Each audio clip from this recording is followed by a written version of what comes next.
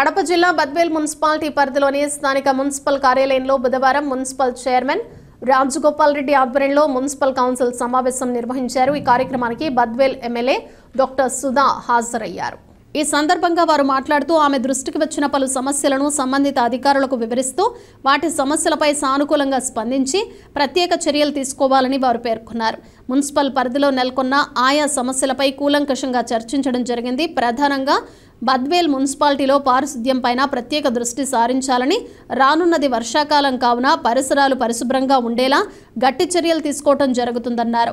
మురుగునీరు కాలువల్లో పూడికతీత పనుల తర్వాత పని చేయించి వ్యాధులు ప్రబలకుండా చూడాలన్నారు। అనంతరం ఆయా వార్డుల్లో నెలకొన్న పలు సమస్యలపై ఆయా వార్డు కౌన్సిలర్లు తమ గళం వినిపించారు। 24వ వార్డు కౌన్సిలర్ రాయుమాను రవితేజ మాట్లాడుతూ మా వార్డులో గత కొన్నేళ్లుగా పారిశుద్ధ్యం తాండవిస్తోందని, డ్రైనేజీ కాలువ పూడికతీత పనులను చేయమని చెప్తే తూతూ మంత్రంగా చేసి వదిలేస్తున్నారని, తద్వారా మురుగునీరు దుర్వాసన వెదజల్లుతోందని ఆగ్రహం వ్యక్తం చేశారు। అలాగే బద్వేల్ మున్సిపాలిటీ ఆదాయ వనరులో భాగంగా మున్సిపాలిటీ తరపున పెట్రోల్ బంక్ ఏర్పాటు చేసి పెట్రోల్ కూడా నింపి 3 నెలలు కావస్తున్నా ఇంతవరకు పెట్రోల్ బంకును ఓపెన్ చేయకపోవడంతో దాదాపు 3 లక్షలకు పైగా నష్టం జరిగిందని ఆ వార్డుల కౌన్సిలర్లు ఆగ్రహం వ్యక్తం చేశారు। ముఖ్యంగా మున్సిపాలిటీలో కుక్కల బెడద అధికంగా ఉందని, వాటిని నియంత్రణకు ప్రత్యేక చర్యలపైన పక్కా ప్రణాళికను సిద్ధం చేయాలన్నారు। పాత మున్సిపాలిటీ ఆఫీస్ దగ్గర ఇక్కడ నుంచి ఏదైతే లాస్ట్ వరకు నీళ్ళు ప్రతిరోజు నిలబడతానే ఉన్నాయి సార్। అక్కడ మేము ఎన్నోసార్లు మీ దృష్టికి తీసుకొచ్చాము, మళ్ళీ మీ దృష్టికి తీసుకొస్తాను సార్। వీళ్ళ చేతనా సరే మొత్తం పూడికల్లా తీపియండి సార్, మీరు కన్స్ట్రక్ట్ సీసీ డ్రైన్ అని సాయం చేయండి, లేని పక్షం ఉంటే అదంతా క్లీనింగ్ అనేది చెప్పేయండి సార్। ప్రతిరోజు ఒక్కరోజు కాదు 2 రోజులు ప్రతిరోజు అదే సమస్య మాకు। మీ దృష్టికి ఎన్నోసార్లు తీసుకొచ్చాము సార్, మళ్ళీ ఇప్పుడు చెప్తా ఉన్నాము, దయించి దీనిపైన దృష్టి సాధించి మాకంతా క్లీన్ చేయించిన భాగంగా మీరు తీసుకుంటామని మేము ఇంకోసారి మరోసారి తీసుకొస్తా ఉన్నాం సార్। ఇంకోటి మన Vijayasimha hospital back side last నుంచి అది కూడా సీసీ డ్రైవర్ సాయంత్రం చేయండి, లేని పక్షం ఉంటే క్లీనింగ్ అనే చెప్పాను సార్।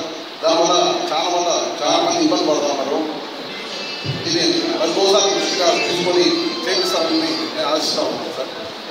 హాస్పిటల్ అడిగారు మీరు చెప్పింది గతంలో మీరు చెప్పిన తర్వాత క్లియర్ చేపిస్తే మళ్ళీ నెల కూడా కాలేదు, మళ్ళీ రిక్వెస్ట్ చేసింది ఏంటంటే ఆ చెత్త మళ్ళా పడకుండా మీరు కూడా కొంచెం ఏం చెప్తాను కావాలంటే నేను వస్తాను, కావాలంటే ఎవరు చెప్తానని చెప్తాను అందుకే ఎందుకంటే మాకు ఎక్కడ నుంచి పాయింట్ కింద చెత్తేస్తాం కాబట్టి మళ్ళీ డబ్బు అయింది సార్। నేనేమన్నా వేసే వాళ్ళు ఉంటే మీకు తీసుకొస్తాను, మీకు తెలిసి నాకు చెప్పండి, నేను మాట్లాడతాను సార్। కావాలంటే ఫైన్ అయితే చెప్తాను, క్లీన్ గా చెప్పి అసలు క్లీన్ కూడా చేయలేదు అన్నమాట।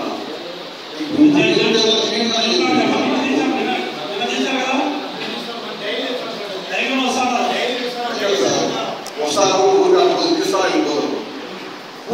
తీసే పని ఏదైతే ఇప్పుడు మీరు అంతా చదువుకున్నారు అక్కడ కూడా చనిపోతే ఈ చదువుతో ఉంది సార్, చేసే పని పూర్తి చేయండి సార్ ఏదైనా సరే।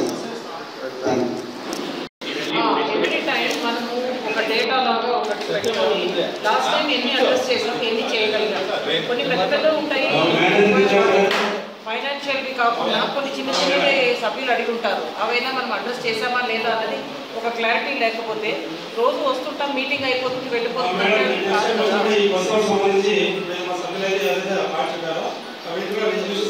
ముందు సభ్యులు చెప్పినట్టు శానిటేషన్, ఈ వాటర్ ఎక్కడెక్కడ నిలబడి ఉంటున్నాయి, ఎందుకంటే ఇంకా మలేరియా కేసెస్ ఇవన్నీ కూడా రేసింగ్ అవుతుంది కాబట్టి వీటిపైన కూడా మీరు కొంచెం దృష్టి పెట్టాలని నా ఒపీనియన్। ఏదైనా బ్లీచింగ్ పౌడర్ తర్వాత ఆయిల్ బాల్స్ వేయటము, మెయిన్గా చెత్త చెదారము అన్నది ఆయన ఎట్లా పోయినారు ఆయన శానిటేషన్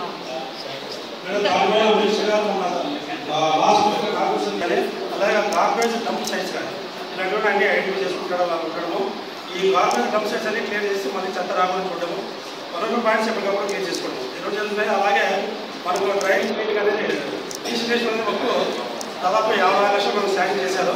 అంటే ఈ మొత్తం వచ్చేసి BPS LRS building maintenance scheme, తర్వాత లేఅవుట్ మెయింటెనెన్స్ స్కీమ్ దాని కింద ఎంత మొత్తం అయితే వసూలు అయిందో ఆ మొత్తానికి అంటే మన బద్వేల్ మున్సిపాలిటీలో మనకు గవర్నమెంట్ ల్యాండ్ ఎక్కువగా ఉంది కాబట్టి 5,36,000 మాత్రమే మనకు యాక్చువల్గా వసూలు అయింది ఇక్కడ।